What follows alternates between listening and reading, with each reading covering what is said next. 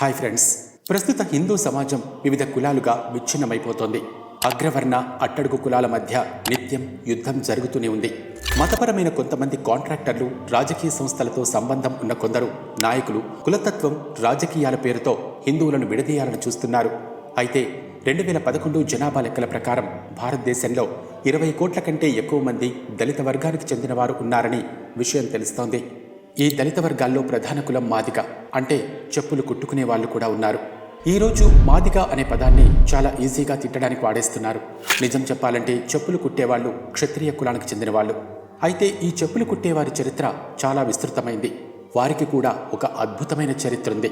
విదేశీయులను ఎదుర్కోవటంలో, భారతదేశానికి స్వాతంత్ర్యం తీసుకురావటంలో ఈ చెప్పులు కుట్టేవారి సహకారం, పాత్ర చాలా ముఖ్యమైంది.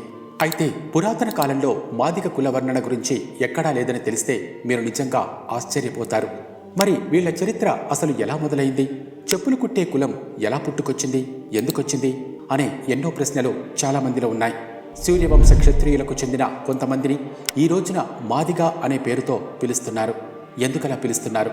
మరి ఈరోజు వీడియోలో మీకు మాదిగ కులస్తుల గురించి వివరంగా చెప్తాను. ఈ వీడియో చూశాక మాదిగల పట్ల మీ ఆలోచనల్లో తప్పకుండా మార్పు కనిపిస్తుంది. కాబట్టి వీడియోను ఎండ్ వరకు చూడండి. హిందూ మతం ప్రకారం ఈ ప్రపంచాన్ని బ్రహ్మదేవుడు సృష్టించాడని చెబుతారు. ప్రతి ఒక్క జీవిని ఆ బ్రహ్మదేవుడు సృష్టించాడని మనము నమ్ముతున్నాం. దేవుడు భూమిపై ఉన్న మనుషులందరినీ సమానంగా సృష్టించాడు. అయితే కాలం గడిచే కొద్దీ మనిషి మతోన్మాదం, కులతత్వం ఉచ్చులో పడి చావును కొని తెచ్చుకుంటున్నాడు. ప్రాచీన భారతదేశంలో మతం, కులం పేర్లతో వివక్ష అనేది ఎప్పుడూ ఉండేది కాదు. పూర్వం ప్రజలు కులం ఆధారంగా కాకుండా వారి పని ఆధారంగా వాళ్ళను డివైడ్ చేశారు. ఈ కాలంలో డాక్టర్లు, ఇంజనీర్లు, టీచర్లు, లాయర్లు వంటి వివిధ వృత్తులు ఉన్నట్లే పూర్వం కూడా వారి పనుల ఆధారంగానే గుర్తింపు ఉండేది. బ్రాహ్మణులు, క్షత్రియులు, వైశ్యులు గురించి వినే ఉంటారు కదా. ఈ పేర్లన్నీ కూడా వారి వారి పనుల ఆధారంగా పెట్టినవి. మహాభారతం, రామాయణ కాలంలో మనుషులు పలు రకాల్లో విభజించబడ్డారు. ఆ సమయంలో దేవుడు, దానవుడు, రాక్షసుడు, యక్షుడు, కిన్నరుడు, గంధర్వుడు ఇలా వాళ్ళ పేర్లను బట్టి కులాన్ని నిర్ణయించారు. ఇది ఈనాటి కులతత్వానికి పూర్తిగా భిన్నంగా ఉండేది. అయితే ఇందులో మాదిగ కులం గురించి ఎక్కడా ప్రస్తావన కనిపించదు. మాదిగ అనే పదాన్ని మొదటిసారిగా 16వ శతాబ్దంలో టర్కిష్, ఆఫ్ఘన్ ఆక్రమణదారులు భారతదేశంలోకి ప్రవేశించిన సందర్భంలో సికందర్ లోధి ఈ పదాన్ని ఉపయోగించారు. అప్పట్లో చర్మకార రాజవంశం వారు పశ్చిమ బెంగాల్ని పాలిస్తున్నారు. అతను ఇక్ష్వాకు సూర్యవంశం కులాలకు చెందినవాడు. గౌతమ బుద్ధుడు, చంద్రగుప్తుడు, అశోక చక్రవర్తి కూడా ఈ రాజవంశానికి చెందినవారే. రాజా చావర్ సేన్ హయాంలో చర్మకార రాజవంశం గొప్ప స్థాయికి చేరుకుంది. సంత్ రవిదాస్ కూడా మాదిగ వంశానికి చెందిన వారసుడే. చిత్తోడు రాజు రాణాసంగా అతని భార్య ఝాలిరాణి రవిదాస్ గురూజీని ఎంతో గౌరవించారు. వీరిద్దరూ కలిసి రవిదాస్ని చిత్తోడికి రమ్మని, అక్కడే రాజగురువుగా ఉండమని కోరారు. అలా రవిదాస్ గురూజీ రాజుగారి కోరిన కోరిక మేరకు చిత్తోడ్ రాజభవనంలో ఉండటం మొదలుపెట్టారు.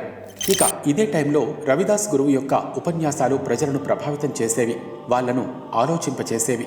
మరోవైపు ఢిల్లీలో సికందర్ లోధి పాలన సాగుతోంది.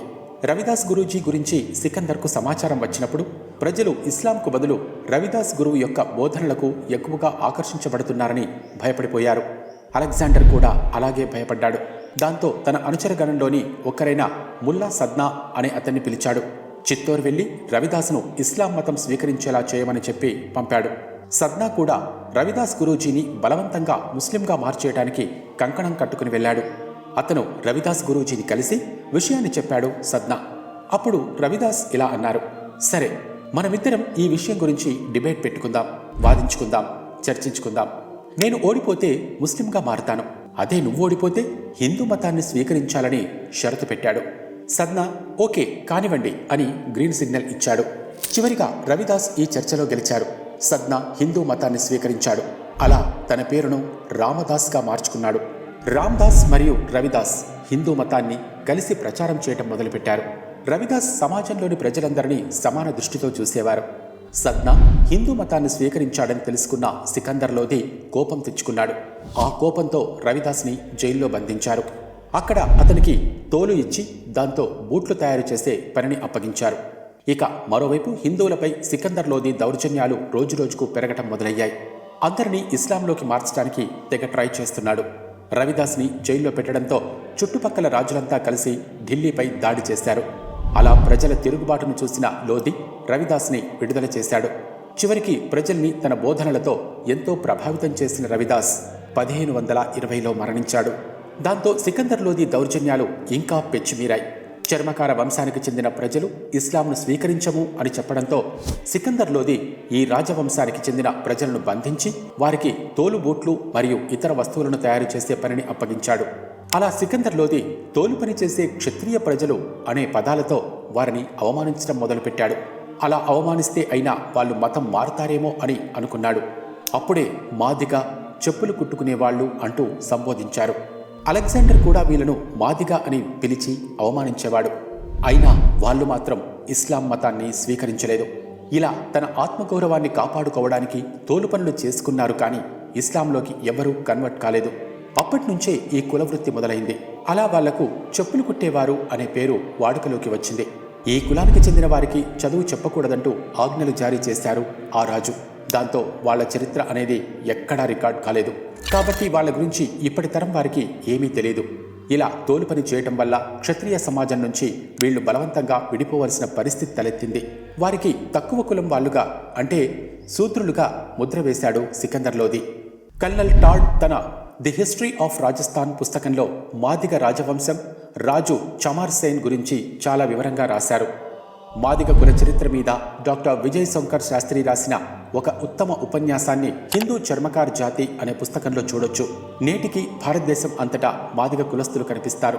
భారతదేశంతో పాటు ఈ కమ్యూనిటీ ప్రజలు నేపాల్, పాకిస్తాన్లో కూడా ఎక్కువగా నివసిస్తున్నారు. రాజస్థాన్లోని కొన్ని ప్రాంతాల్లో మాదిగల జీవనశైలి, వారి ప్రవర్తన రాజ్పూతులను పోలి ఉంటుంది. స్త్రీలు పరదా ధరిస్తే పురుషులు మీసాలు పెంచుకుని తలపాగా ధరించి వారి ఆత్మగౌరవాన్ని కాపాడుకుంటారు. 2వ ప్రపంచ యుద్ధం సమయంలో బ్రిటిష్ వారు మాదిగ రెజిమెంటును కూడా ఏర్పాటు చేశారు. అది మార్చి 1, 1943న ఏర్పడిన పదాతి దళం. కోహిమా యుద్ధంలో మాదిగ రెజిమెంట్ ముఖ్యమైన పాత్ర పోషించింది. ఆ తర్వాత ఈ రెజిమెంటును 1946లో రద్దు చేశారు. ఈ రెజిమెంటును ఏర్పాటు చేయాలని ప్రజలు ఎప్పటికప్పుడు డిమాండ్ చేస్తున్నారు. బాబాసాహెబ్ అంబేద్కర్ తన జీవితమంతా దళితులు, వెనుకబడిన కులాల ప్రజలకు సమాన హోదా కల్పించేందుకే అంకితం చేశారు. చర్మకార వంశానికి చెందిన ఈ క్షత్రియులు ఇస్లామిక్ ఆక్రమణదారులకు వ్యతిరేకంగా గొంతెత్తకుండా ఇస్లాం మతాన్ని అంగీకరించి ఉంటే ఈరోజు భారతదేశంలో ముస్లింల సంఖ్య 50 కోట్ల కంటే ఎక్కువగా పెరిగిపోయేదని తెలుస్తోంది. హిందూ ధర్మాన్ని, హిందూ సమాజాన్ని పరిరక్షించడంలో మాదిగ కులం చేసిన కృషి ఎప్పటికీ మరువలేనిది. మరి చూశారుగా, ఈ చెప్పులు కుట్టుకునే వారి వంశ చరిత్ర ఎంత గొప్పదో. దేవుడు ప్రతి మనిషిని సమానంగా సృష్టించాడు. మధ్యలో వచ్చిన ఈ రాజులు వారి వారి గొప్పల కోసం ఈ కులాన్ని, మతాన్ని సృష్టించారు. మనుషుల్ని విభజించి పాలించడం మొదలుపెట్టారు. ఈ భగవంతుడి సృష్టిలో మనం మనుషులం మాత్రమే. అందరినీ మనుషుల్లాగే చూడాలి, కానీ వివక్ష చూపించకూడదు అనే విషయం అర్థమవుతోంది. మరి మీకు ఈ విషయాలు నచ్చినట్లయితే ఈ వీడియోను లైక్ చేయండి, షేర్ చేయండి, సబ్స్క్రైబ్ చేయండి. Thanks for watching.